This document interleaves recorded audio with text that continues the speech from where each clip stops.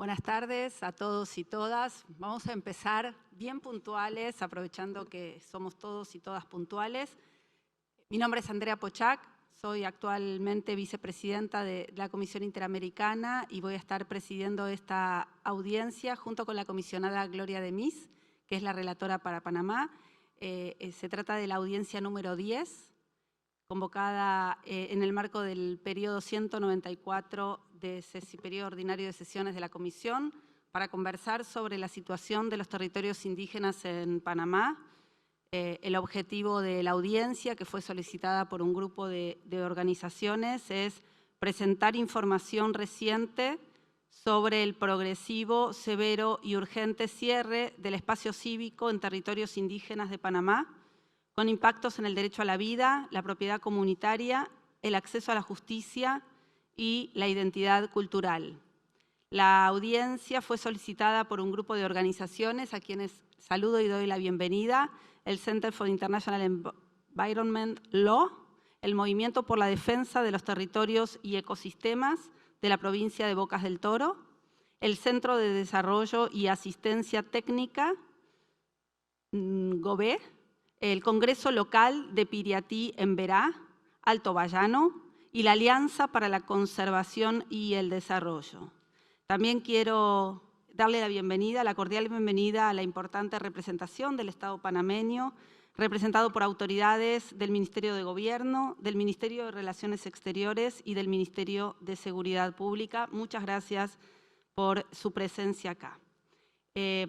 Lamentamos la ausencia del relator para Derecho de Pueblos Indígenas, el comisionado Vulcan, quien ha renunciado hace pocos días, y están aquí también presentes en la mesa el relator especial para la libertad de expresión, Pedro Vaca, y la especialista principal de monitoreo de Centroamérica de la Comisión Interamericana, Fiorella Melzi. Algunas aclaraciones previas que son importantes. Este periodo de audiencia se desarrolla en esta Universidad de Miami. Estamos muy complacidos de poder celebrar este periodo de audiencias aquí después de más de 2 años de preparación, lo que nos permite finalmente encontrarnos presencialmente con estados, con sociedad civil y también con estudiantes y personas comprometidas con la defensa de derechos humanos. En nuestra región persisten retos significativos para la vigencia de los derechos humanos y el fortalecimiento de las democracias, porque por ello es muy importante seguir trabajando con firmeza y compromiso desde la Comisión Interamericana para que podamos avanzar hacia sociedades más justas, libres e igualitarias. Es una audiencia que pretende ser accesible y para asegurarnos su inclusividad solicitamos a todas las personas participantes que inicien sus presentaciones indicando su nombre, su cargo y la organización o institución a la que representan, y posteriormente, cada vez que tomen el uso de la palabra, lo mismo vuelvan a decir su nombre. Del mismo modo, recordamos que estas audiencias disponen de interpretación y de subtítulos a través del Zoom. Los que están en la sala pueden tener el dispositivo para la interpretación y los que nos siguen de manera virtual pueden también conectarse con el circulito que indica la interpretación en el Zoom y los subtítulos. Antes de dar inicio a la audiencia, voy a contar cómo son los tiempos para la organización de esta audiencia y les voy a pedir, por favor, que nos atengamos a los tiempos. De todas maneras, vamos a tener algo muy sofisticado para marcar que le faltan 3 minutos o el tiempo ha terminado. Mucha tecnología manejamos acá. Entonces la sociedad civil va a tener 20 minutos inicialmente para su presentación, luego el Estado 20 minutos para su presentación y luego tendremos desde la Comisión Interamericana otros 20 minutos máximo, no creo que usemos tanto, para hacer preguntas o comentarios y les devolveremos la palabra en tiempos similares a la sociedad civil y al Estado. Con esta introducción entonces comienzan los 20 minutos para la sociedad civil. Good afternoon, esteemed commissioners, members of the Secretariat, and representatives of the Government of Panama.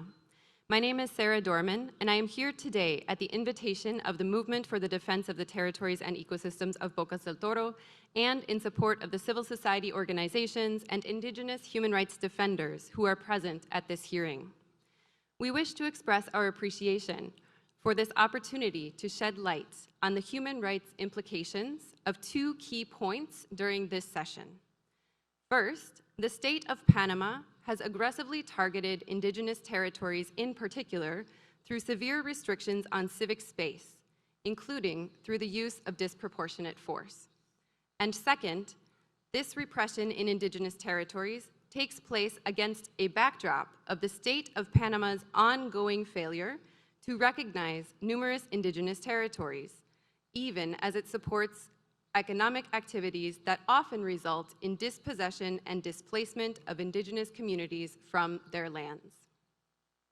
I will begin today by sharing some introductory remarks on behalf of the organizations that requested today's hearing, and also with us today are representatives who are present at the invitation of the Movement for the Defense of the Ecosystems and Territories of Bocas del Toro, including the Bureau of Attorneys of Panama and representatives of Cultural Survival. We have underscored in prior hearings that there is a significant percentage of collective indigenous lands and territories in Panama that remain without official recognition. Yet even as the Panamanian state has failed to accord legal status to certain indigenous lands, the state has supported numerous economic and development projects on and near indigenous territories, and to do so, it has used both the legal system and state security forces. The result is that indigenous communities are left vulnerable to systematic dispossession and displacement due to development for tourism, agro-industrial activities, and other private investments, as well as mining and energy-related projects. We are here today to make visible the connections between these historic and ongoing dynamics of dispossession of indigenous peoples in Panama and the intensifying pattern of restrictions on civic space that target indigenous communities, both within and outside of officially recognized indigenous territories. This repression was seen clearly in the security response to protest movements in the Emberá and Wunan communities in Darien, in indigenous communities within the recognized Nobe Bugle Comarca, and in Nobe communities in the province of Bocas del Toro during Operation Omega between the months of May and June of this year. This recent crackdown on civic space involved excessive and even lethal force by Panamanian security forces, and it also involved a wave of arbitrary detentions, an extended communications blackout, and the suspension of key rights and constitutional guarantees in the province of Bocas del Toro in particular, as my esteemed colleagues will now share in greater detail. First, we will hear from Mr. Bernardino Morales, an indigenous Nobe rights defender who will describe the situation of insecure land tenure and incursions onto indigenous territories, as well as the situation of violence that was experienced in the province of Bocas del Toro earlier this year. Buenas tardes, mi nombre es Bernardino Morales, residente de la comunidad de Guayabal, afectado por el proyecto hidroeléctrico Chan 75. Agradecemos a esta honorable comisión por la oportunidad de dirigirnos a ustedes como afectados, y deseamos expresar nuestra profunda tristeza y frustración ante el progresivo deterioro del espacio cívico en Panamá. Lamentablemente, en lugar de avances, hemos observado una restricción persistente de los derechos ciudadanos de los pueblos indígenas, llegando a ser tratados como ciudadanos de quinta categoría. Mi experiencia personal como afectados originario de Guayabal ilustra esta situación. Nuestras viviendas fueron inundadas sin que el Estado cumpliera con el consentimiento libre, previo e informado. Esta omisión se suma a la falta de cumplimiento de las recomendaciones emitidas y la práctica de sostener reuniones únicamente con grupos minoritarios. Resaltamos que esta grave situación y vulneración continúa vigentes en nuestra comunidad desde 2008 hasta la actualidad. Como podemos mencionar, uno de los puntos básicos que se ha venido dando en nuestro país, violencia y represión. Se recuerda que en una audiencia previas, 2012 y 2014, se denunció la crueldad, discriminación y uso de la fuerza por parte de la Fuerza de Seguridad del Estado contra manifestantes indígenas Nobe, oponiéndose a proyectos mineros e hidroeléctricos 2010 y 2012. Esto resultó en heridos lisiados y pérdida de vidas. Segundo punto es impunidad. A pesar de las peticiones de justicia, no hubo investigaciones judiciales independientes y los responsables de abusos quedaron impunes y continuaron trabajando para el Estado. Conflictos territoriales. Se destacó a la provincia de Bocas del Toro como un foco principal de conflictos debido a su riqueza natural e interés comerciales. La falta de reconocimiento de la propiedad colectiva de la comunidad indígena, como Valle de Agua, con el caso de la familia Castrellón, que fueron víctimas de un proceso de desalojo completamente amañado, de la cual aún hasta el presente sigue siendo parte de hostigamiento por la autoridad judicial y policial. Cayo de Agua, Ngove y Naso. Por parte de instituciones estatales se identifica como una de las raíces de los abusos. Como siguiente punto, falta de garantía de no repetición. Las acciones del gobierno, como la inundación de comunidades por el proyecto Barro Blanco y la represión de Gualaquita, han demostrado una falta de garantías para evitar que los abusos se repitan. Deterioro reciente de 2024. El espacio cívico se ha cerrado a niveles inimaginables desde julio de 2024 con la entrada del actual gobierno, superando todo lo ocurrido en el pasado debido a violencia institucional, reanudación de violentos, desalojo incluyendo Valle de Agua y Bluff en Boca del Toro, con negación de garantías judiciales, criminalización, judicialización, encarcelamiento, persecución e intimidación de dirigentes indígenas en Verá, Guanán, Naso y Ngove, ocupación militar y el estado de sitio, ocupación militar de territorio con uso desmedido de la fuerza de Arimae, El Piro y Pueblo Nuevo, e implementación de un estado de sitio mayo-junio de 2005. Abuso durante el estado de sitio, encarcelamiento arbitrario, tortura, negación de asistencia judicial y habeas corpus, e interrupción de toda la comunicación eléctrica por 10 días. Discursos de odio, amenaza al más alto nivel contra los territorios indígenas, solicitud de demarcación territorial. En una audiencia celebrada en Washington, D.C., el gobierno se comprometió a la CID a ofrecer en el menor tiempo posible información sobre el reconocimiento o demarcación de territorio ocupado por pueblos indígenas, que hasta el momento no los ha hecho y solo utiliza grupos minóricos para dividir las comunidades, para no reconocer los derechos como se le exige. Sin antes mencionar, la Defensoría del Pueblo no ha tenido la capacidad de observar ni documentar los abusos lo que impide conocer el número total de detenidos, heridos, fallecidos en nuestro país. Finalmente, resalta que actualmente no existen procesos de diálogo con el Estado sobre los conflictos recientes, a pesar de la voluntad de la comunidad indígena en dialogar. Muchas gracias. We will now hear from Mr. José Luis Santamaría, who is a member of the group of attorneys who defended those who were detained in Bocas del Toro during Operation Omega. Mr. Santamaría will describe rights violations that he has heard about from detainees and witnessed firsthand. He will also be using a PowerPoint, so if that could be passed on the screen, that would be very helpful. Thank you. Buenas tardes, respetadas autoridades, compañeros panameños, público presente. Indudablemente, como abogado, me siento ofendido de cómo el Estado panameño manejó esta crisis seria y preocupante, cómo trató a la población como si fueran animales. En ese sentido, todo surge el día 23 de abril, que es el inicio formal de las protestas, y concluye el día 11 de julio, mediante la ley 462, que establece una reforma a la Caja de Seguro Social totalmente descompensada y no beneficiosa al Estado. La población, en su mayoría, mostró y manifestó su descontento. En esa condición, señores, en esa condición, el gobierno nacional agredió de manera brutal a todos los hermanos Nove, a toda la población en Bocas del Toro. Lo interesante de todo esto, señores, lo interesante es que contrató o estableció que las compañías específicamente que se dedican a la comunicación aislaran a una población completa. Para que entendamos el alcance de estos señores, hasta Starlink no podía brindarle beneficio de comunicación a la población. ¿Con qué intención? Con la intención malévola de enviar a miembros de la policía a masacrar a la población, porque eso en términos, murió una niña, producto del excesivo uso de gas. La violencia que se dio, señores, avergüenza a cualquiera. Como panameño, vi la cantidad de personas que fueron. Para que tengan una idea, Bocas del Toro está en el Océano Pacífico y enviaron los aviones con las personas en calzoncillo, en ropa interior, a la cárcel, señores. No había ni siquiera una orden. no nos permitieron a nosotros como abogados poder ejercer el derecho a la venta porque la policía impedía que nosotros lo hiciéramos. Eso, señores, no está bien ni aquí ni en ninguna parte del planeta.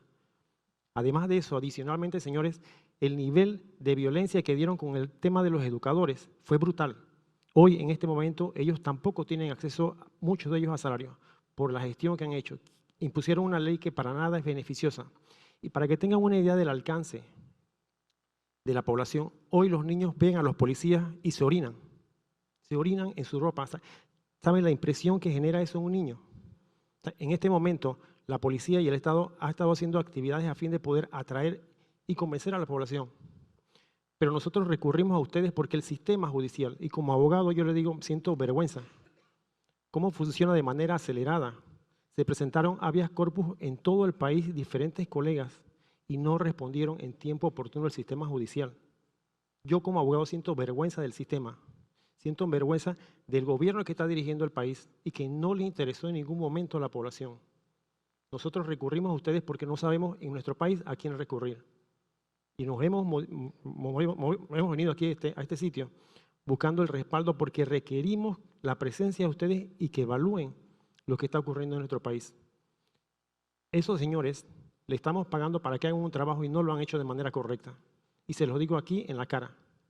Estoy preocupado y espero que con toda la decisión que tomen evalúen la gestión, ya que requerimos esa presencia. La violencia fue brutal y reitero en este punto, brutal totalmente con la población. Y requerimos de veras su presencia porque no hay otra manera.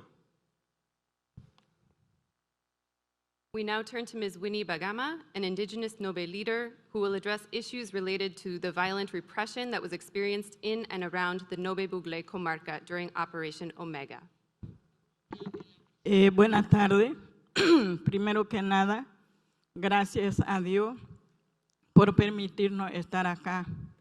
Soy Winnie Bagama, de la comarca Nobe Buglé, afectada de la hidroeléctrica Barro Blanco. En este momento me encuentro aquí para denunciar las acciones del Estado, del gobierno en nuestro territorio, que ya son delimitadas como comarca. En esta operación llamada Omega, el Estado violó los derechos de las mujeres, niños, ancianos en su propia casa, como la comunidad de Pueblo Nuevo, comarca Nobe Buglé, comunidad de El Piros, comarca Nobe Buglé, comunidad de Cerro Venado, comarca Nobe Buglé. Todas estas comunidades fueron sitiadas días y noches, por muchos días, tirándole gases lacrimógenos en su propia casa a los niños. La mamá tuvieron que huir al monte con estos niños a aguantar hambre, porque ellos eran perseguidos en su propia casa.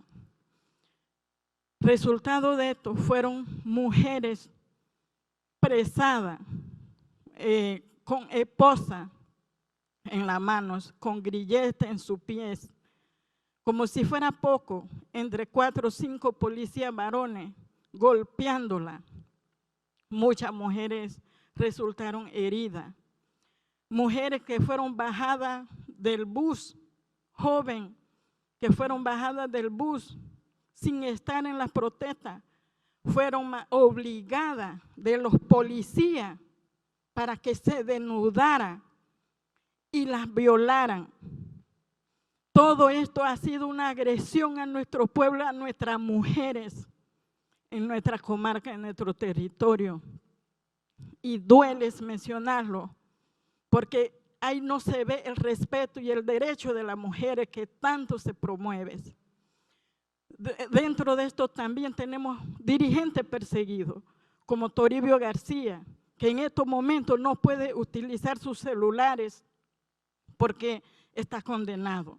Nuestra cacica general de la comarca Nobe es una manera de persecución, quitarle el salario.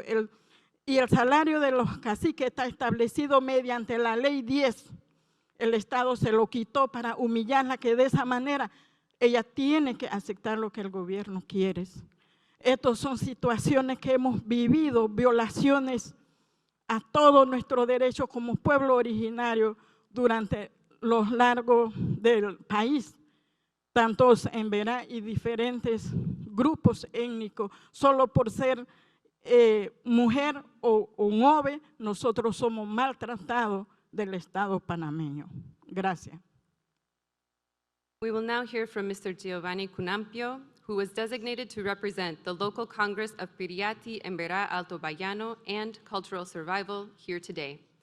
Mr. Cunampio will discuss the lack of recognition of indigenous Emberá and Wunan territories in Darien, as well as the violent repression of social protest that occurred there starting in May of this year. Giovanni Cunampio, del Congreso Local de Piriati, Emberá. El reconocimiento y la protección legal de los territorios indígenas en Panamá es una deuda histórica del Estado panameño. Se reconoce avance en la normativa constitucional, leyes especiales como la Ley 72 del 2008 e instrumentos internacionales reconocidos por el Estado de Panamá, pero hoy a día todavía los territorios indígenas siguen desprotegidos. La Ley 72 del 2008 fue un avance importante para los pueblos indígenas en materia de protección de los territorios. Sin embargo, su implementación ha sido bien lento. En 11 años solamente se han titulado 5 comunidades indígenas y más de 50 están hoy reclamando su derecho a la titulación colectiva. La falta de implementación de mecanismos administrativos y judiciales en la protección de los territorios indígenas evidencian repetitivamente la falta de voluntad del Estado de reconocer los derechos colectivos de las comunidades indígenas. Los instrumentos internacionales de protección o reconocimiento de los derechos colectivos se han visto ignorados por el Estado, tomando en cuenta el fallo o la sentencia del caso Emberá de Bayano versus Panamá, donde hoy, pasados 11 años, todavía las comunidades siguen reclamando la demarcación, delimitación y saneamiento de esos territorios.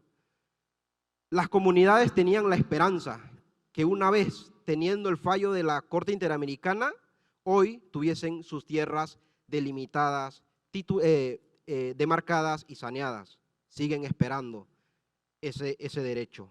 La falta de reconocimiento legal de los territorios es una forma institucional de negar el derecho a las comunidades a la autonomía territorial y a su autogobierno, facilitando acciones estatales violatorias de derechos humanos, como fue la última acción letal del Estado panameño en las comunidades indígenas de Arimae, Piriati Emberá y Petí Emberá y la provincia de Boca del Toro, como han sido expuestos por los hermanos o los colegas defensores de derechos humanos.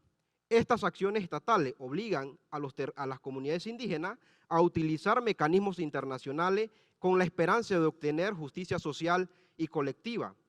Ejemplo, el caso de Joaquín González y Longenio Selles Morgan versus Panamá, caso Sagla Ernesto Ayala versus Panamá, caso Comunidades Indígenas Nove de Changuinola versus Panamá, entre otros.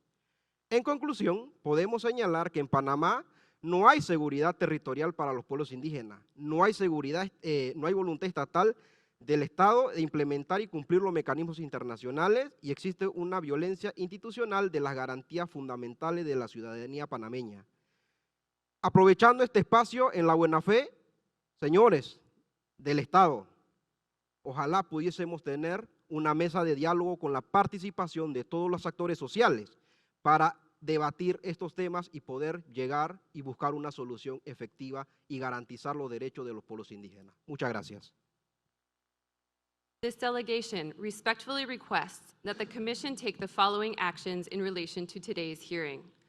First, carry out an urgent site visit to the Emberá and Wunan collective lands in Darien and to the Nove communities in Bocas del Toro to analyze the implications of imposing states of emergency in indigenous territories.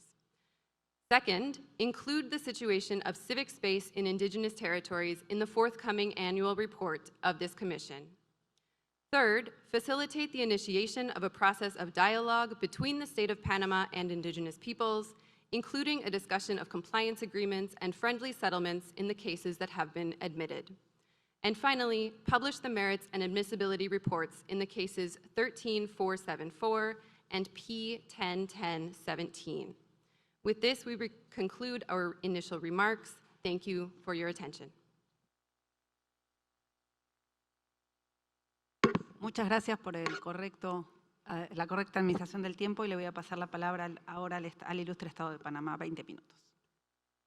Muy buenas tardes, señoras comisionadas, Gloria de Mes, Andrea Pochac, el relator Pedro Vaca, miembros de la Secretaría. El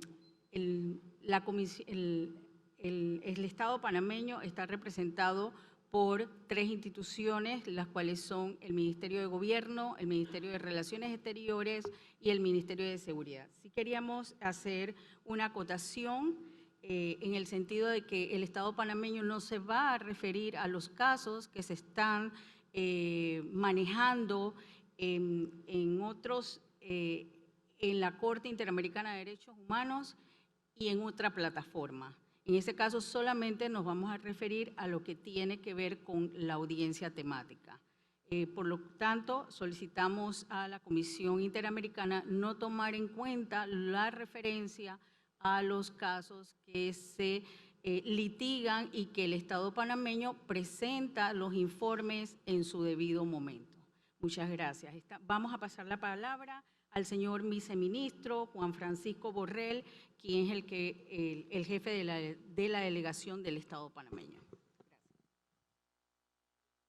Juan Francisco Borrell, viceministro de Gobierno.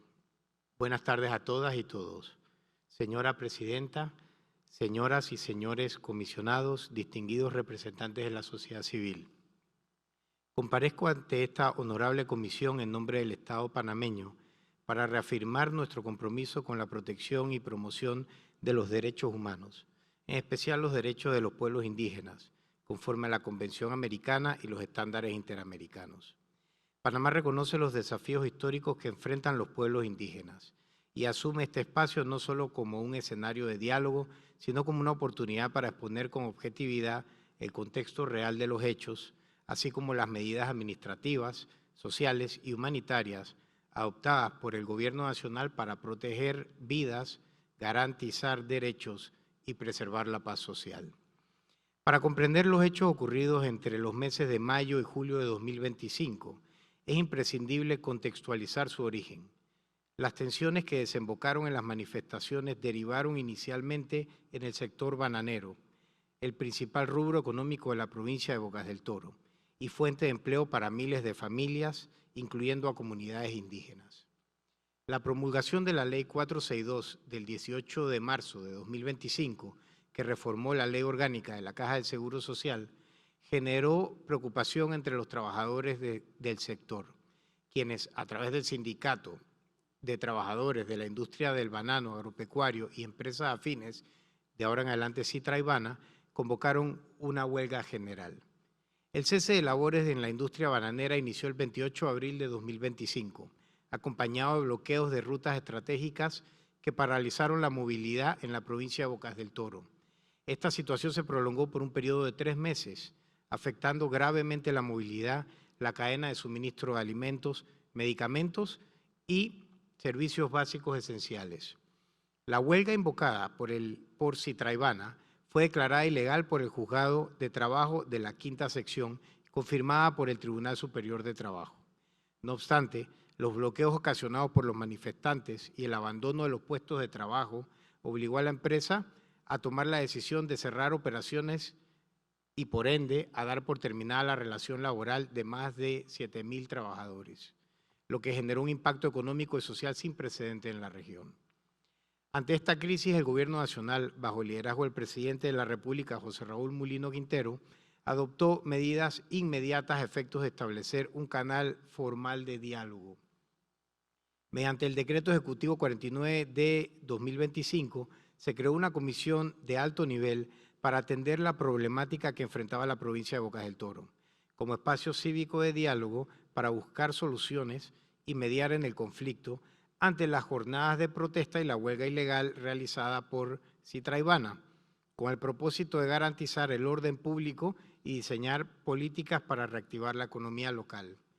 Este espacio de diálogo logró acuerdos históricos con el sindicato y la empresa, que culminaron con la promulgación de la Ley 471 de junio de 2025, estableciendo un régimen especial para los trabajadores de las empresas bananeras y de los productores independientes de banano, reconociendo beneficios tales como jubilación anticipada y atención médica oportuna, en línea con los principios de la justicia social y trabajo decente promovidos por la Organización Internacional del Trabajo. Finalmente, en el mes de agosto de 2025, se firmó un memorándum de entendimiento entre el Gobierno de la República de Panamá y la empresa bananera que contempla la generación de 5.000 empleos y una inversión de 30 millones de balboas para reactivar la producción en 5.000 hectáreas, con el propósito de retomar las exportaciones en el mes de diciembre de 2025. Paralelamente, se implementaron programas complementarios como el Espacio del Emprendedor para fomentar el autoempleo y la conclusión productiva en la región. Es importante subrayar que las protestas no surgieron de manera espontánea o por discriminación étnica, sino como resultado de una crisis laboral y social que el Estado entendió con medidas estructurales orientadas al diálogo, la protección de los derechos humanos y la reactivación económica. El Gobierno de la República de Panamá reafirma que los derechos territoriales y la autodeterminación de los pueblos indígenas son pilares constitucionales estipulados en los artículos 90, 124 y 127 de nuestra Constitución Política y están protegidos por leyes especiales como la Ley 72 del 2008, que establece el procedimiento para la adjudicación colectiva de tierras fuera de las comarcas y su reglamento, Decreto Ejecutivo 223 de 2010. Estas normas garantizan que las tierras tradicionalmente ocupadas por los pueblos indígenas sean reconocidas y tituladas colectivamente de manera gratuita y con respeto a sus costumbres y cultura. El procedimiento incluye etapas claras: presentación de planos, certificación censal, verificación de la existencia de la comunidad, inspección ocular con participación de autoridades tradicionales, revisión técnica de la Dirección de Mensura Catastral y visto bueno del Ministerio de Ambiente, especialmente cuando las áreas se superponen con zonas protegidas. Todo esto se realiza bajo los principios de debido proceso, publicidad y derecho de defensa mediante edictos y audiencias conciliatorias para resolver oposiciones. Reconocemos que existen desafíos operativos. Muchas solicitudes llegan incompletas, con croquis en lugar de planos, lo que retrasa la titulación. Aún así, la Autoridad Nacional de Administración de Tierras, ANATI, ha admitido expedientes en forma excepcional para avanzar en la tramitación, confiando en la subsanación posterior.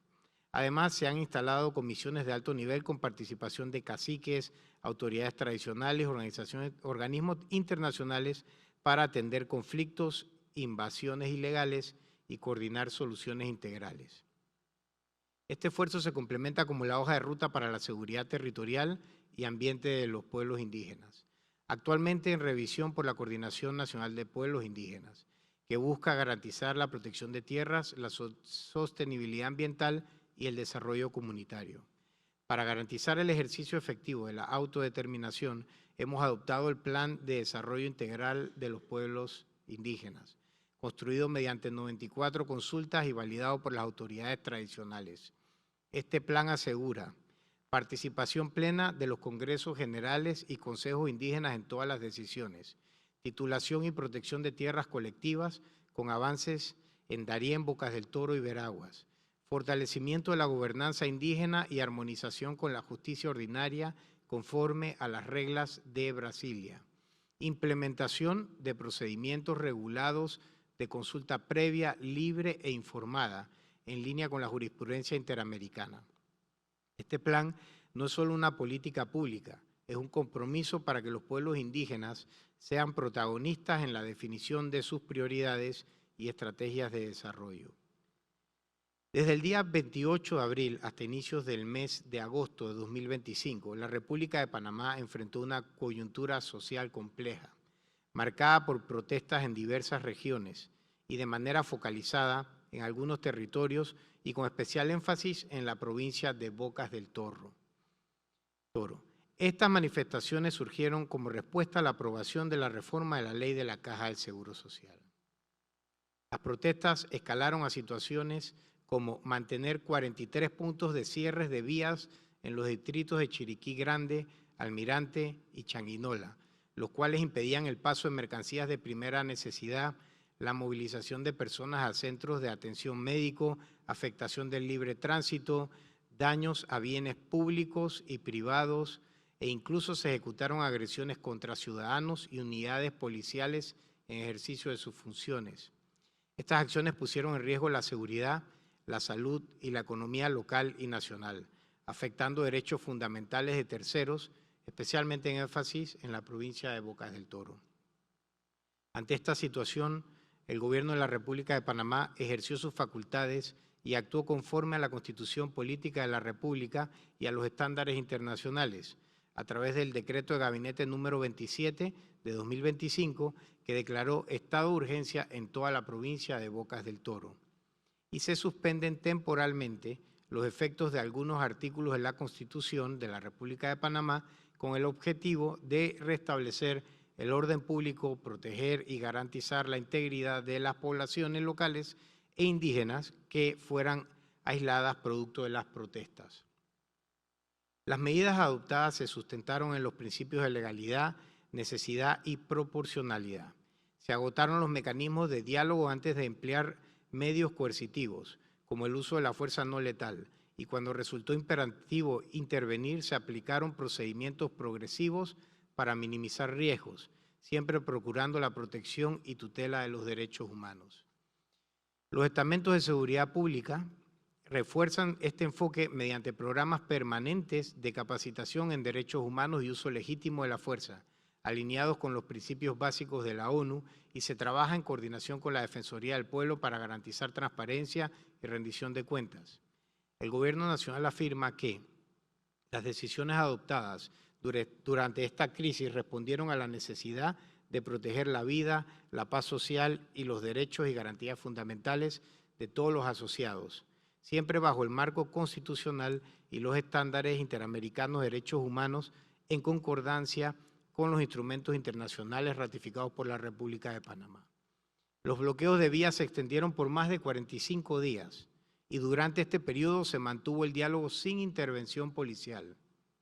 Vale la pena resaltar que durante la gestión de la crisis social, los estamentos de seguridad pública ejecutaron 422 misiones aéreas y 95 marítimas para transportar alimentos, insumos médicos y evacuar pacientes desde comunidades afectadas.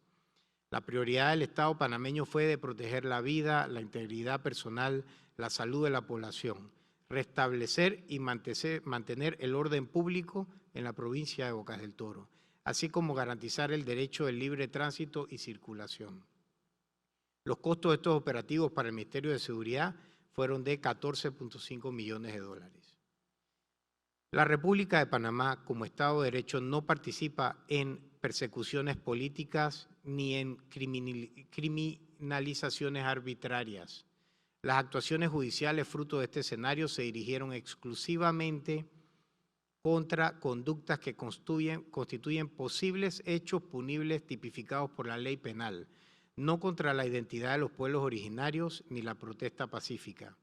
Contrario a lo sostenido en el escrito de la sociedad civil, las investigaciones del Ministerio Público evidencian que sí hubo participación de ciudadanos en actos que excedieron el marco de la protesta pacífica, incluyendo cierres prolongados de vías, atentados contra la propiedad pública y privada, agresiones contra servidores públicos en el ejercicio de sus funciones y hasta la privación de la libertad de una unidad policial de la provincia de Darién. Sin embargo, no se judicializaron dirigentes indígenas ni se giraron órdenes de captura contra autoridades tradicionales. Se judicializaron 184 personas por delitos contra servidores públicos, 41 por receptación, personas que fueron encontradas en posesión de objetos sustraídos durante los disturbios y saqueos, y 14 por delitos contra la personalidad interna del Estado que incluyen sabotaje o destrucción de infraestructuras críticas, carreteras, puentes, un estadio recién construido que quemaron, instalaciones estratégicas como el aeropuerto, bloqueo prolongado de vías que impidieron el funcionamiento de servicios esenciales, alimentos, salud y bienes de primera necesidad, privación de libertad de servidores públicos, y aquí no se menciona a la privada de libertad, la turista, la ciudadana americana, la cual retiraron del vehículo y la privaron de libertad, violando derechos de la mujer, ¿no? Privación de libertad de servidores públicos, por ejemplo, el caso de la unidad policial retenida en Arimae, provincia de Darién. Acciones violentas organizadas contra la propiedad pública y privada, saqueos, encaminadas a alterar el orden constitucional y democrático e impedir el ejercicio de funciones estatales. Entre los imputados figuran personas indígenas y líderes comunitarios que, lejos de limitarse a la protesta pacífica, participaron en acciones que afectaron gravemente el orden público y derechos humanos de terceros. Aunque el estado de urgencia declaró la transcripción constitucional, la suspensión temporal de la acción de habeas corpus durante los primeros 5 días, las autoridades judiciales admitieron y evacuaron estas acciones, en estricto apego al control de convencionalidad. Se realizaron 35 audiencias de habeas corpus y 248 audiencias de control de aprehensión, de las cuales 238 fueron declaradas legales y 10 ilegales, evidenciando un control judicial efectivo. Todas las personas aprehendidas fueron puestas a órdenes de la autoridad competente y contaron con defensa técnica pública y particular y la supervisión de la Defensoría del Pueblo. El Ministerio Público dio inicio a múltiples investigaciones, de oficio o a petición de parte, por diversos delitos garantizando la transparencia y acceso a la justicia.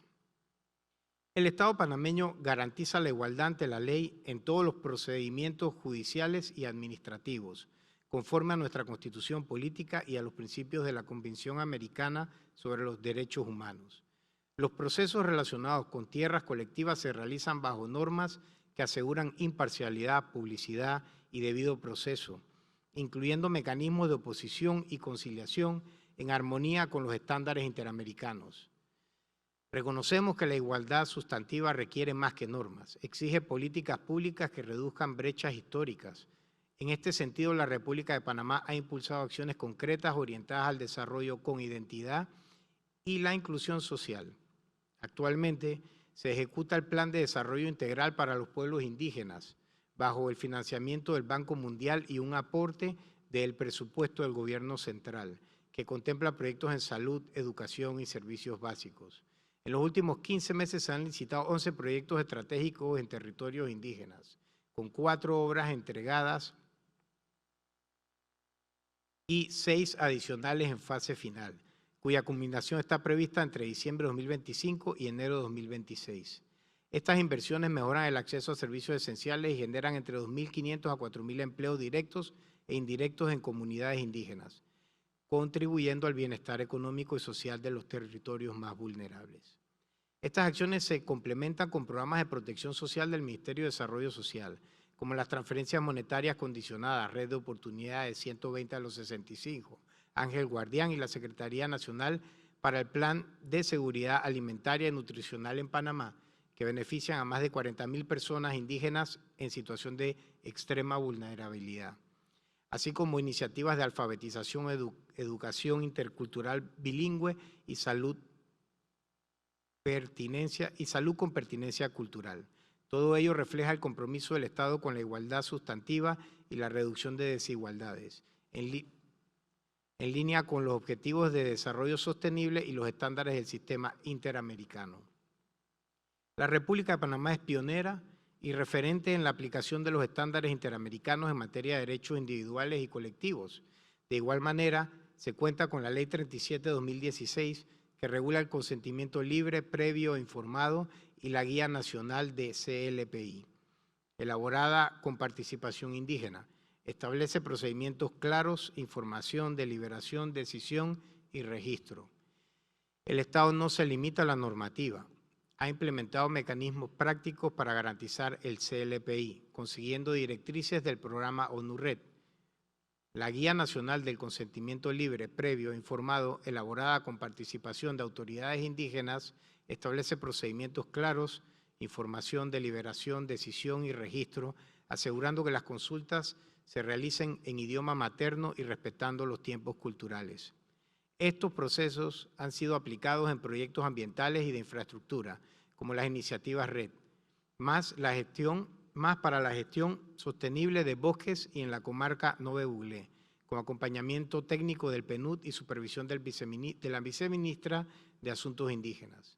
Este enfoque demuestra que la República de Panamá no solo reconoce el derecho a la consulta, sino que lo operacionaliza conforme a estándares internacionales. El Estado panameño reafirma su compromiso con los derechos humanos, la diversidad cultural, el diálogo democrático y participativo pacífico. Reconocemos que aún existen desafíos, pero también avances concretos, verificables y sostenidos en materia de participación, protección territorial, políticas sociales y desarrollo con identidad. Panamá reitera su voluntad de continuar trabajando de la mano con esta honorable comisión, con total apertura a la cooperación técnica para fortalecer los mecanismos que garanticen los derechos individuales, colectivos y la paz social de nuestro país. Muchas gracias. Gracias, viceministro. Es momento ahora de tomar la palabra desde la Comisión Interamericana y le voy a pasar la palabra a la comisionada Gloria Demis.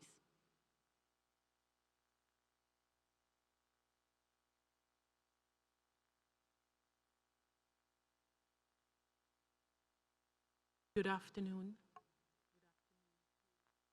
The representatives of as well as to the state representatives. I want to start by saying it's always important to have at a hearing the presence of the state. There are certain sessions that we have where the state is not represented. And I think what is also important is that we utilize these hearings to not only listen to what is being presented by both parties, but that these hearings actually are used as a pathway to have an impact, and the impact that we all want to have. This hearing was called specifically to speak on the shrinking of civic space, and during the two presentations, I think what captured my attention is that if I listen carefully, the protests or demonstrations that have been discussed were not only due to labor related matters, but they also had to do with issues that I think when it comes to inter-American standards are foundational in terms of the protection of indigenous peoples under the American Convention. And I think very important in terms of how we move forward in situations of economic interest and national development, where the protection of all rights, and including indigenous rights are important. So having said that, I want to go specifically to what I think is one of the issues in this case, and these are questions for both the state and both civil society.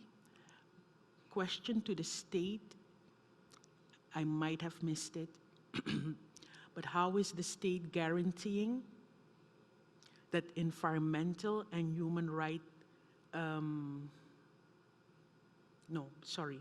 how does the state ensure meaningful participation of indigenous peoples in the design, adaptation, and implementation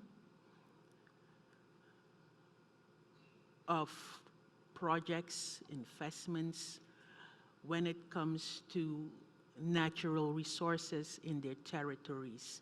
And then I'm thinking specifically on,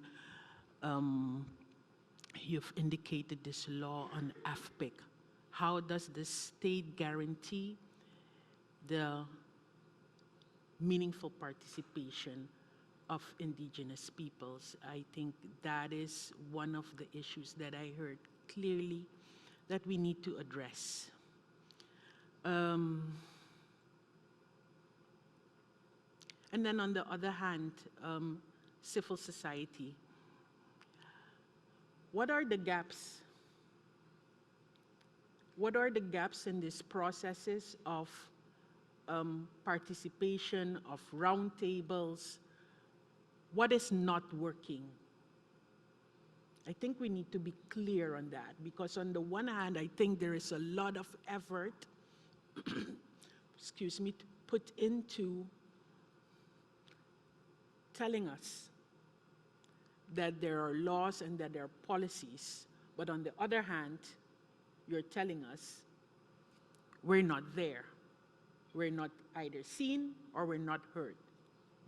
So I really want to know, what are the gaps? Why is it not working?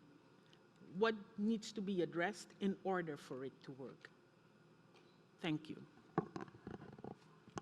Muchas gracias, comisionada Demis. Relator especial. Muchas gracias, Presidenta Pochaki. Quisiera empezar agradeciendo también a la delegación de la parte solicitante, todas las personas que les acompañan y también al Estado. Creo que esta es la típica audiencia donde uno puede visualizar un muy buen punto de partida para la interacción interamericana. Quisiera resaltar la disponibilidad tanto del Estado como de los solicitantes a través de solicitudes distintas, por un lado cooperación, pero por el otro que se pueda conducir una visita. La importancia y la deferencia que le dan al sistema interamericano creo que es valiosa. Por tiempo creo que muchos de los temas que se han planteado acá no se van a poder, digamos, aclarar todos, ¿no? Pero sí creo que el compromiso de los dos lados de la mesa en el sistema interamericano es particularmente valioso y quisiera ponerlo como un punto en común. Del lado de la parte solicitante, pues hay unas alegaciones delicadas, ¿no? Que creo que bien haría el Estado en poder proveer información, no solo sobre, digamos, el planteamiento que tenían preparado, sino frente a varios de los asuntos que fueron aquí expuestos. Y creo que también es mi deber, Presidenta de la audiencia, recordar el artículo 63 del reglamento de la Comisión, que anima a los estados a no tomar ningún tipo de retaliación frente a las personas que comparten información con la Comisión. Esto porque, digamos, ahí creo que desacuerdos enormes en lo que hemos visto. Por un lado se nos plantea que el uso de la fuerza fue progresivo, por el otro lado se nos plantea que se aplicó desnudez. Yo no puedo entender en qué punto de lo progresivo la desnudez es permisible. No tomen esto como una conclusión mía, sino frente al desacuerdo que se está planteando acá y que bien podría, a través de cooperación técnica o a través de una visita, poder analizarse con mayor detalle. Dicho esto, Presidenta, quisiera pasar a 3 puntos muy concretos relacionados con el mandato de la Relatoría. El primero tiene que ver con las garantías de los estándares interamericanos al derecho a la protesta. Y yo quisiera preguntar, digamos, tanto a solicitantes como al Estado, un poco cómo ocurre esta secuencia de eventos, ¿no? Si el despliegue de fuerzas del orden en el territorio fue posterior al estado de excepción, si los alegados actos de vandalismo ocurrieron antes del decreto de estado de excepción. Creo que son elementos importantes para entender una secuencia de hechos y que serviría mucho para el monitoreo de la situación. Siempre que trabajamos el derecho a la protesta en la Comisión, y en esa dirección iba también parte de los planteamientos que me precedieron, se habla del diálogo.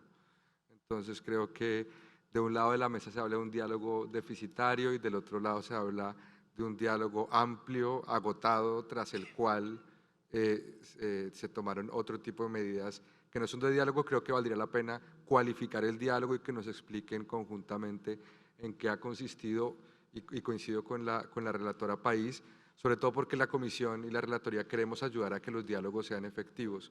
Este tipo de conflictos en los territorios que involucra también actores no solo públicos, comunitarios, ancestrales, sino también privados, son conflictos que vemos a lo largo de la región. Y quisiera dejar sentado ese componente de diálogo, queremos entender mejor el diálogo. Después el componente de uso de la fuerza. Se ha hablado de legalidad, necesidad, estricta proporcionalidad, progresividad. Eso, declararlo, es algo que podemos hacer todo. A mí me gustaría que pudieran especificarnos cómo opera eso dentro del Estado panameño, sobre todo porque entenderán que hay un contraste entre lo que nos están planteando de este lado de la mesa y la declaración de legalidad, necesidad y proporcionalidad. Sería muy interesante si acá o por escrito nos pudieran dar una secuencia más detallada de cómo operó esto durante los eventos del primer semestre de este año. Y por el último, en el uso de la fuerza, y no, con esto no quiero ser muy preciso, si hay alegaciones de abuso, también es muy importante que se esclarezcan, que se investiguen y que si se comprueba su ocurrencia se sancionen. Entonces creo que en este sentido también es de alto interés para la relatoría poder saber cómo el Estado ha recibido las alegaciones de uso excesivo de la fuerza y en qué van, por ejemplo, los procesos de esclarecimiento al respecto. Ahí cierro un primer punto que me gustaría compartir, presidente. Segundo, tiene que ver con comunicaciones. Y yo he de serles muy franco, de los distintos momentos de protestas que me ha tocado monitorear en la región, han sido francamente pocos los estados en los cuales me han reportado cortes de comunicaciones. Creo que hablaron de aislamiento. Entiendo que hubo un periodo de tiempo en el que no se podía acceder a Internet, incluso dijeron acá que incluso satelital, el Internet de origen satelital, era muy limitado por un periodo de tiempo. Me gustaría conocer cuál es la base fáctica para llegar a… Bueno, primero si ocurrió, si el Estado considera que esto efectivamente ocurrió, y en segundo lugar, pues, si esto ocurrió, ¿cuál sería la base fáctica que hace que esta medida sea proporcional? Creo que es una duda que a mí me surge, sobre todo porque no es tan común que en estados democráticos se aleguen aplicaciones de cortes generales de Internet. Después entiendo que desde la primera presentación también se habla al menos de un caso particular de una persona que hoy, entiendo que pertenece a las comunidades, no puede utilizar redes sociales. Si pudieran expandir un poco sobre quién es, qué rol cumple dentro de la comunidad y qué impacto podría tener el no tener acceso a redes sociales hoy. Y de otro lado, pues un poco dónde se origina esta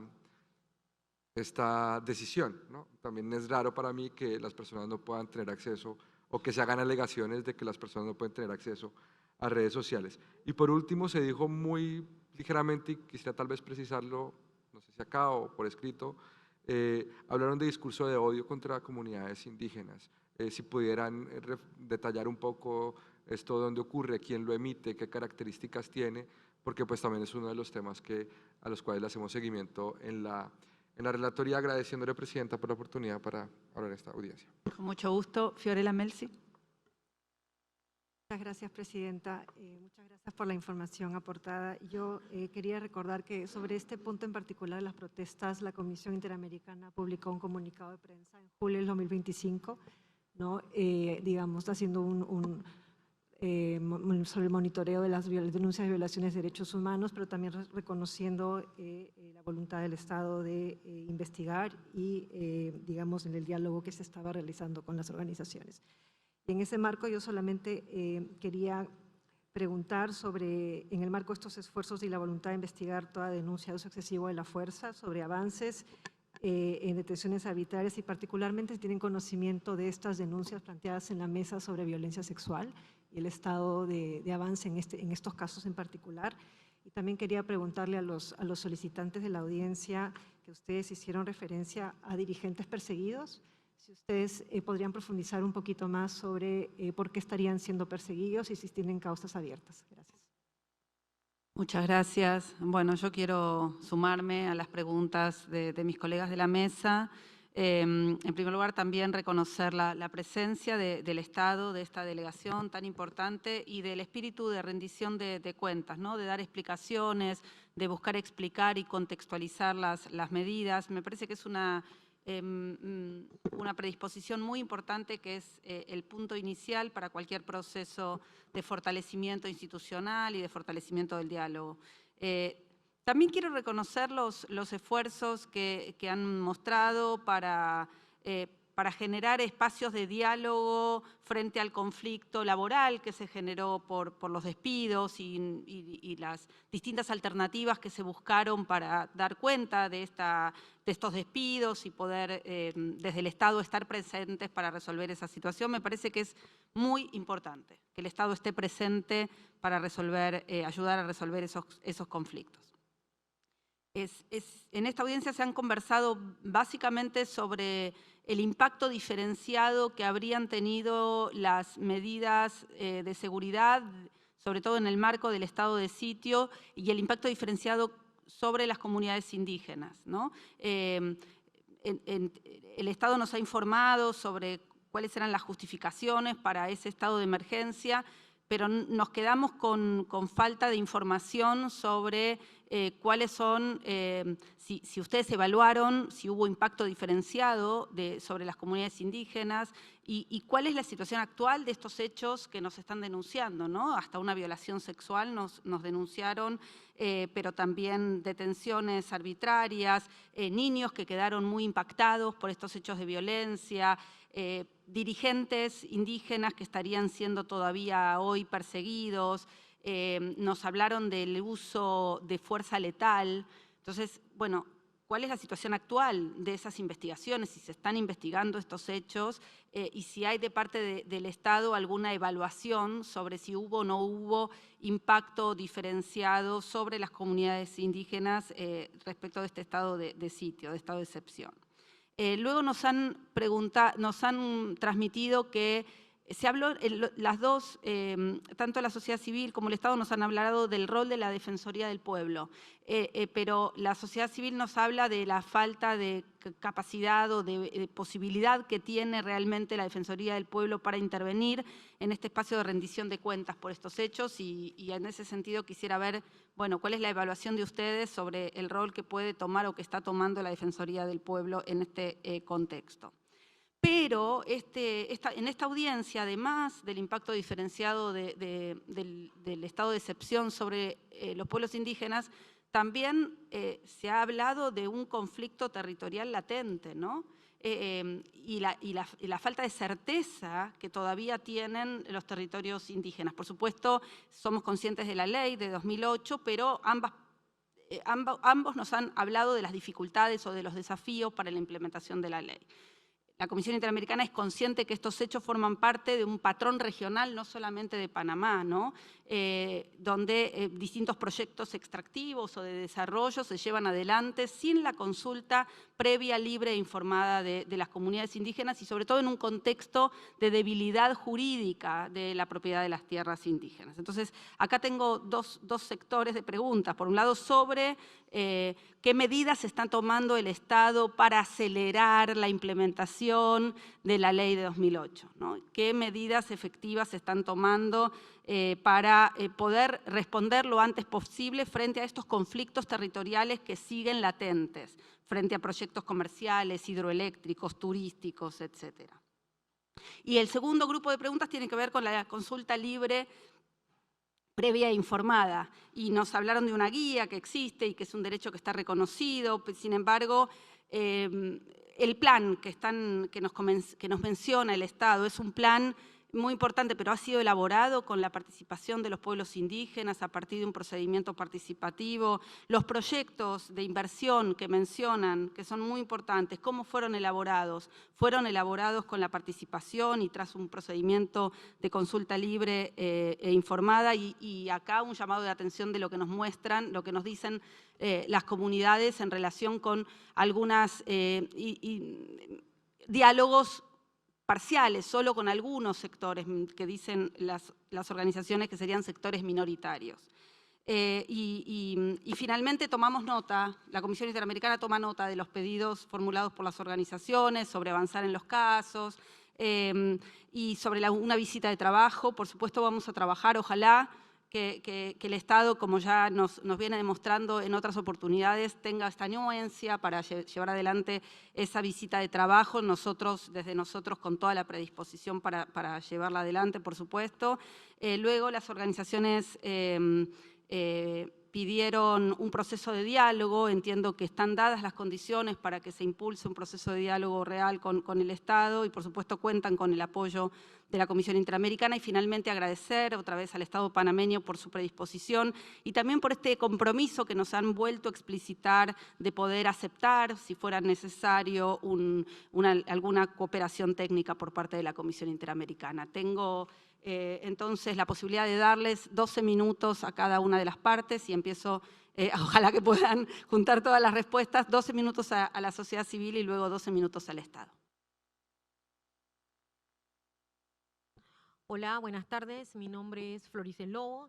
Gracias por la oportunidad a ustedes, a la presidenta Andrea Pochar, Gloria de Mes, Pedro Vaca y a la licenciada Fiorella. Bueno, en cuestiones de la Operación Omega, sí me gustaría hacer un poquito de cronología. Esto empieza el 28 de abril. Empieza el 18 de abril y el gobierno entra el 19 de mayo. Durante el periodo del 18 de abril al 19 de mayo, sí era cierto que estaban las calles cerradas producto de las protestas, pero no se dio durante ese periodo de tiempo ningún acto de vandalismo, no se quemó ninguna empresa estatal del Estado y no hubo ninguna afectación a ningún comerciante dentro del área de Bocas del Toro. Y eso lo sabemos porque nosotros estuvimos en el lugar y pudimos conversar con los comerciantes, los cuales nos dijeron que en efecto había sido así. Después que entra el estamento del Estado junto con Senafrón y las unidades de control de multitudes, es allí entonces que se desata esta persecución en contra de los pueblos indígenas, en los cuales murió una niña de 6 años de nombre Michelle Becker en el área de Gualaquita, lejos de donde se desataron las protestas. Esta niña murió producto de bombas lacrimógenas y que en el cual nosotros fuimos a la exhumación del cuerpo y se encontraron en los análisis restos de los componentes de las bombas lacrimógenas en sus pulmones y en su sangre. También murió el señor Roger Montezuma y al señor Rodolfo Bowe se le disparó a quemarropa con perdigones. Y de allí una serie de no enfrentamientos, básicamente las personas estaban en sus hogares y las sacaban de sus hogares a las mujeres, a los hombres y a los niños y los trasladaron de allí a la cárcel de Bocas del Toro y luego a la ciudad de David Chiriquí, sin ningún tipo de sentencia. También cabe destacar que muchos de los abogados que participamos defendiendo a estas personas de forma gratuita, no se tomó en cuenta el habeas corpus, no se tomó en cuenta amparos de garantías. Este estado de emergencia que duró 15 días mantuvo a la población indígena asustada, muy asustada. Las mujeres las llevaron a la ciudad de David, donde fueron violadas, donde fueron tiradas al piso, donde fueron rapadas. Usted sabe, para nosotras las mujeres lo importante que es nuestro cabello. Y a ellas se les fue cortado su cabello. Las tiraron en el orine y a donde defecaban, ahí mismo tenían que pasar la noche. Golpeadas. No nos permitieron a los abogados verlas porque la directora del centro penitenciario dijo que tenía órdenes expresas de la presidencia de no permitir que nosotros la viéramos. Las pudimos ver después que ya habían pasado un poco los moretones. A continuación, el compañero Maximiliano. Buenas, mucho gusto. Saludos a todos los presentes. Mi nombre es Maximiliano Castrellón. En el área de lo que estableció el Estado frente a una lista enorme que provió en este momento sobre las atenciones de los habeas corpus y las diferentes acciones que ellos han atendido, yo tengo para mostrarle a esta comisión el habeas corpus que yo interpuse para las 12 mujeres que llegaron a Bocas del Toro en un autobús, desnudas totalmente, al centro penitenciario de Los Algarrobos. En ese lugar se encarcelaron esas mujeres. Señora Presidenta de la Comisión, este documento lo presentamos el 27 en la acción de habeas corpus. Aquí está el sello del Tribunal Superior de Chiriquí, y se emitió la audiencia 2 meses después. Justicia tardía, señores miembros del Estado, no es justicia. Y en esto, claro que hubo sustracción de materia por el hecho de que las mujeres fueron puestas en libertad después que desaparecieron los golpes. Pero en la audiencia que estuvo presente mi abogado de la Policía Nacional y el juez, fue la primera vez que escuché a un juez decirle a las autoridades que tenían que ir al Ministerio Público, que tenían que iniciar una investigación porque había flagrante violación de los derechos humanos.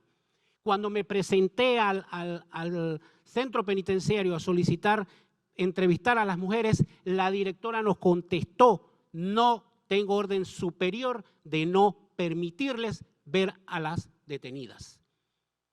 Posterior, ese mismo día, el juez le dijo a la fiscal que tenía que investigar iniciar una investigación de oficio. Está el caso del joven Nathaniel Gallardo, que fue detenido y le introdujeron los gases lacrimógenos en la boca, y tenemos foto que lo puedo probar aquí, de donde se le detuvo, y la juez declaró que había sido torturado, y posteriormente a eso ella le dio medida cautelar y le dio para firmar los 15 y los 30 de cada mes. Y el señor Toribio García, que por usar redes sociales y llamar a que peleáramos por los derechos que tenemos todos los panameños, le fue cercenado el derecho de utilizar un celular, de tener redes sociales, cuando en nuestra legislación no existe ese tipo de sanción. Muchas gracias. Buenas tardes, soy May Pérez, mujer indígena del pueblo Cuna, coordinadora de defensa en Cultura Survival. Para contestar las preguntas, quiero retomar lo que mis compañeros han mencionado durante este tiempo, sobre lo que atraviesan todos los pueblos indígenas en Panamá. Sin reconocimiento territorial pleno es imposible ejercer plenamente nuestros derechos, incluido el consentimiento libre, previo e informado. Aunque existan leyes que reconocen estos derechos, en los territorios la realidad es otra. El Estado afirma que practica el consentimiento libre, previo e informado, pero lo que se vive en nuestras comunidades es distinto. Procesos tardíos, información incompleta y consultas limitadas a grupos pequeños que no representan la colectividad de nuestros pueblos. Para nuestros pueblos, un consentimiento libre, previo e informado, no se realiza en oficinas y con grupos pequeños, sino en el territorio, en asambleas abiertas, donde cada familia, cada mujer y cada joven pueden participar plenamente sin ser manipulado y sin ocasionar divisionismo interno como lo que se vive ahora en muchas comunidades indígenas. Lo ocurrido recientemente en Bocas del Toro, la represión que vivieron mis hermanos y mis hermanas Nove este año, tuvo un impacto devastador, especialmente para las mujeres indígenas. Muchas revivieron temores profundos, vergüenza y dolor al ver nuevamente a sus familias, a sus hermanos expuestos a la violencia. Para nosotras, la violencia no se queda en la piel, atraviesa el espíritu, rompe la armonía de la comunidad y afecta nuestra relación con el territorio. Cuando una mujer indígena es humillada o violentada, toda la comunidad queda herida porque somos nosotras quienes sostienen la vida, la memoria, la cultura y la espiritualidad. El compromiso no puede quedarse en ley, debe verse en el territorio y en la forma en que el Estado escucha y decide junto con nuestros pueblos. Docus Nuet, muchas gracias, Incuna.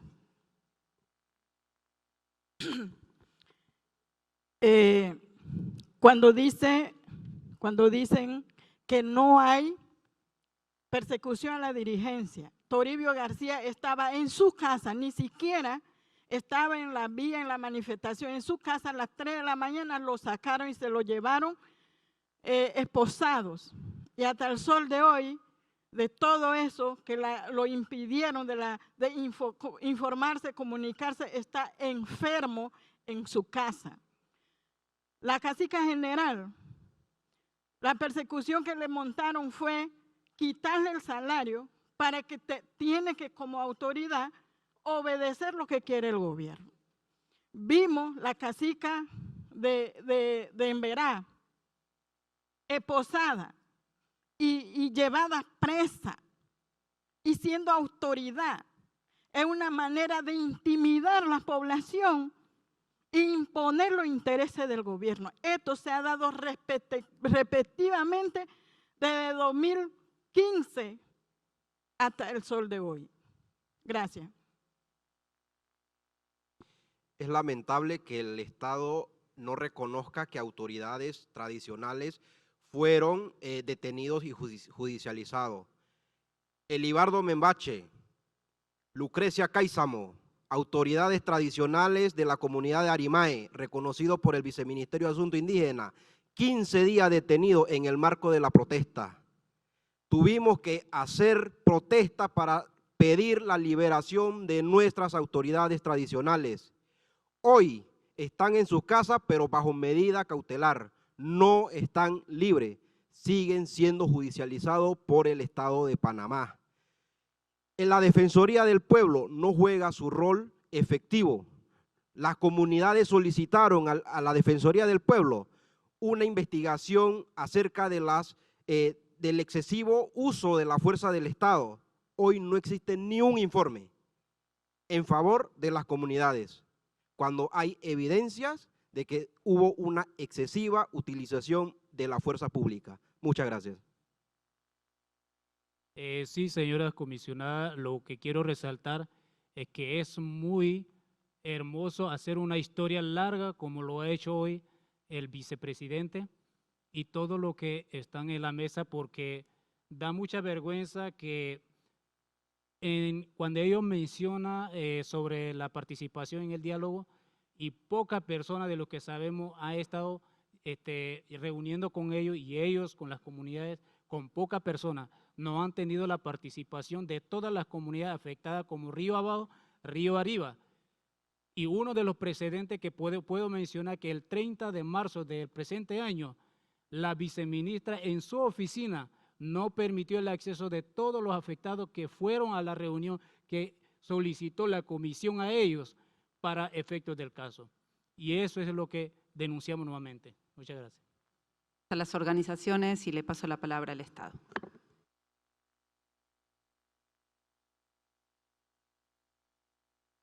Buenas tardes nuevamente. Son tantos temas y casos puntuales que voy a tratar de dividirlos lo mejor que puedo e ir respondiendo las preguntas de los comisionados en el orden que me las hicieron. Yo quisiera empezar como por desglosar o desmenuzar un poco la solicitud de ellos para ir en concreto con lo que piden, ¿no? En la solicitud ellos dicen que hubo un cierre del espacio cívico en los territorios indígenas de Panamá. Y esa lectura o forma de expresar lo que ocurrió en Bocas del Toro no me parece acorde con lo que decretó el Consejo de Gabinete, porque fue toda la provincia de Bocas del Toro. Entonces, no solo era Citraibana, eran otros sindicatos, Suntrax, los profesores, no sé si se me olvida otro, pero muchos sindicatos y incluso no solo molestias por el tema laboral, sino también por el tema del seguro social, que es una ley que siempre pues, ocasiona muchos problemas y es muy difícil cambiarla, pero era una obligación hacerlo.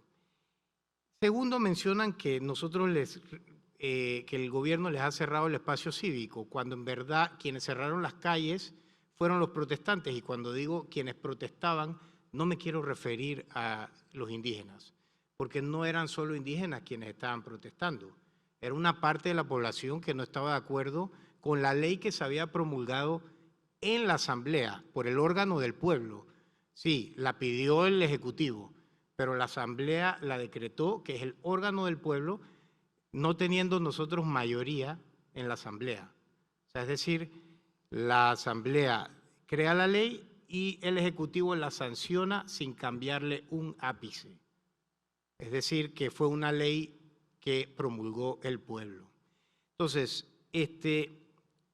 al cerrar las calles y de la forma en la que se hizo, las personas que lo hicieron, y no solo indígenas, toda una parte de la población de Bocas del Toro, violaron el derecho a la salud. Se perdieron citas médicas, las personas no pudieron ir a los hospitales. Violaron el derecho a la educación. Los niños no pudieron ir por 4 o 5 meses a dar clases. Violaron el derecho al trabajo. Dicen que cuando cerraron las calles no hubo violencia. Se perdieron 5.000, 6.000 trabajos en Bocas del Toro por haber cerrado las calles por esa huelga ilegal. Además de los trabajos indirectos, que quién sabe cuántos fueron. Dañaron la propiedad pública, incendiaron estadios, se tomaron o trataron de tomarse, ya lo podrá decir el Ministerio de Seguridad, el aeropuerto de Bocas del Toro. Díganme si eso es una actitud cívica. Y no es con ustedes, porque no estoy hablando de los indígenas nada más. Estoy hablando de la razón por la cual el Consejo de Gabinete tiene que tomar esa decisión. Violaron el derecho a las mujeres. Sacaron a una mujer turista del carro, como si fuera, no quiero ni decir un adjetivo, cargada, y la secuestraron. Hay videos de eso también. Secuestraron a una mujer policía que estaba en sus funciones. Ella era una dirigente de la comunidad, una buena dirigente de la comunidad. Ella no estaba violentando nada, ni estaba presionando a nadie, ella simplemente estaba hablando y la secuestraron. Eso no es ser cívico. Eso no es ser cívico. Violaron el libre tránsito, que a nadie le importa. A nadie le importa el libre tránsito, pero al yo violar el libre tránsito quiebran las empresas y las empresas entonces no pueden contratar y se viola entonces el derecho al trabajo. Y de ahí nos vamos con una línea de violaciones a los derechos. Entonces cívico no fue, y no fue el gobierno, ni el Estado, ni el Ejecutivo el que violentó el espacio cívico, fueron los protestantes. Hablan de que no se les toma en cuenta, me consta que se les toma en cuenta para todos los proyectos. Ellos tienen su Consejo de Asuntos Indígenas, Consejo Integral para el Desarrollo de los Pueblos Indígenas, que es el CONDIPI. A través de ellos se hacen las solicitudes. Antes de hacer cualquier préstamo se hacen las consultas y los pueblos indígenas dicen cómo se debe invertir ese dinero. No es que nosotros escogemos cómo se va a invertir. Los proyectos, así que sí se hacen las consultas correspondientes. Espero no tomarme todo el tiempo porque hay tantos casos de los cuales hablar. En cuanto a las solicitudes de la carta, dice: profundizar en la problemática de los territorios indígenas y megaproyectos en Panamá y que para eso se realice una visita. Pues si quieren hacer una visita están cordialmente invitados a Panamá, no tenemos ningún problema que nos visiten los comisionados. Pero es importante decir que sí se toma en cuenta porque hay una ley, que es la Ley 301 del 2022, que reconoce y fortalece el Plan Nacional de Desarrollo Integral de los Pueblos Indígenas. Es decir, las inversiones no se hacen porque sí, se hacen consultadas con la CONDIPI. Sobre el tema de asesorar al Estado panameño para que elabore un mapa oficial de las tierras colectivas. Actualmente, los pueblos indígenas tienen alrededor del 25% del territorio nacional debidamente otorgado por ley, con medidas y linderos establecidas por ley.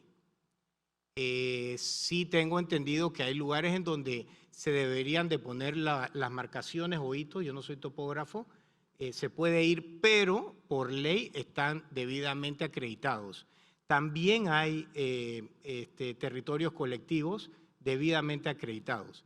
Sí hay un 7% del territorio adicional que está pendiente bajo un proceso que lleva la NATI, y ya habría que ver cada uno de esos procesos por qué no se ha llegado a conclusión, porque eso tiene su reglamentación. Honestamente podemos enviarle un informe de eso si en algún momento nos lo solicitan por escrito. En cuanto a lo último, que creo que es, bueno, los casos indígenas, creo que ya quedaría Consejo de Seguridad y paso la palabra primero al Ministerio de Relaciones Exteriores a ver si tiene algo que decir con respecto a casos. Sí, tenemos, nuevamente, buenas tardes, comisionadas. Sí, tenemos información que las fotos presentadas no todas son de la Operación Omega. La niña no murió debido a la Operación Omega. Las fotos de la niña herida en la cabeza no es producto del enfrentamiento, ni tampoco la foto donde aparece la señora con el machete. Eso se constató por la Defensoría del Pueblo de San Félix, eso sí lo podemos decir. En cuanto al personal entrevistó a todos y a cada uno de los detenidos vistos en todos los hospitales, y también la Defensoría intercedió en cuanto a liberar al personal del Senafrón en Arimay. Sí, pero se escuchó, ¿no? Ok. Esa es la información que les puedo dar por ahora. Le paso la palabra al Ministerio de Seguridad para que amplíe un poco más.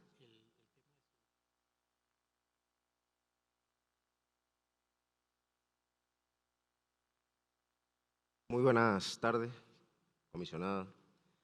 Jorge Domínguez, su director general de la Policía Nacional de Panamá. Un placer estar aquí y gracias por la oportunidad que se nos brinda. Me detallo específicamente al procedimiento de cómo es la proporcionalidad, como el señor relator nos está solicitando. Dentro de la jurisprudencia de Panamá, nosotros tenemos, dentro de la Ley 18, nuestra capacidad del uso limitado de la fuerza, y es proporcional a estándares de qué estamos enfrentando. Se hizo, y como muy bien lo dice, hubieron más de 130 días de cierre desde que se dio la situación.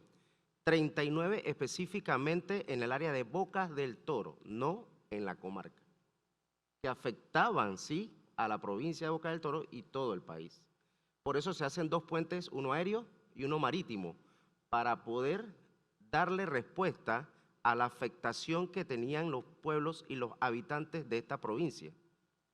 Y es muy claro en nuestra legislación, en su artículo 38, en lo cual dice que hay un derecho a la manifestación, pero siempre y cuando no afecten a derechos, no haya una afectación del orden público y así no se afecten los derechos de terceras personas. Es ahí cuando ya se está y se ve, y esa es la parte de legalidad. El artículo 27 de nuestra Constitución dice que todos tenemos derecho al libre tránsito, sin tener ningún tipo de limitación. Y es ahí donde se toman la parte legal.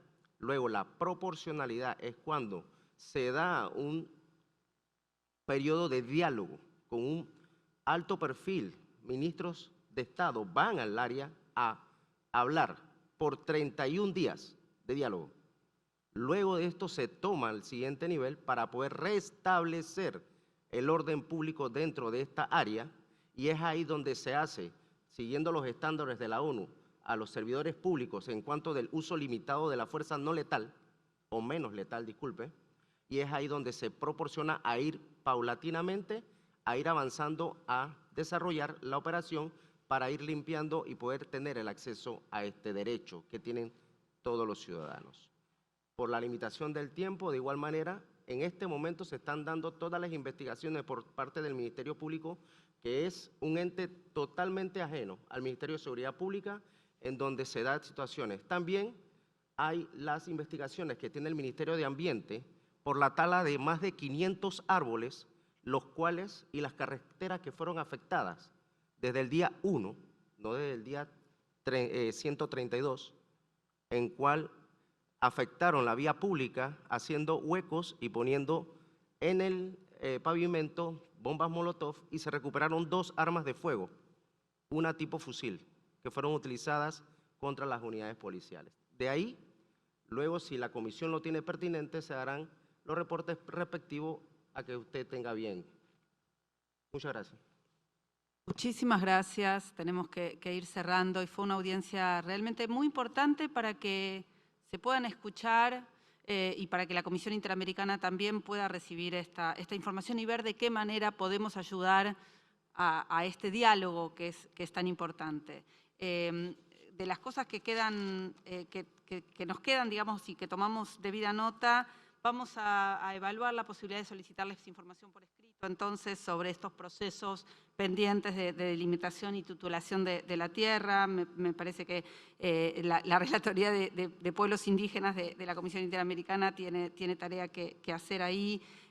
Aceptamos con mucho beneplácito la anuencia para eventualmente, si una visita de trabajo puede ayudar a facilitar el diálogo y para recabar información en territorio. Sabemos que sirven estas visitas, que pueden ser una colaboración, una herramienta de colaboración, así que también vamos a trabajar para poder concretarla y vamos a estar pendientes también de la información que nos puedan proporcionar sobre el avance de estas causas judiciales, ¿no? De estos hechos que ustedes vinieron a denunciar y que merecen ser investigados y sancionados. Quiero agradecerles el esfuerzo por venir a esta audiencia, por solicitarla, por confiar en la Comisión Interamericana, y también quiero agradecer al Estado de Panamá por su anuencia, por su predisposición, por su apertura para rendir cuentas. Y con esto doy por cerrada la audiencia. Buenas tardes a todos y todas.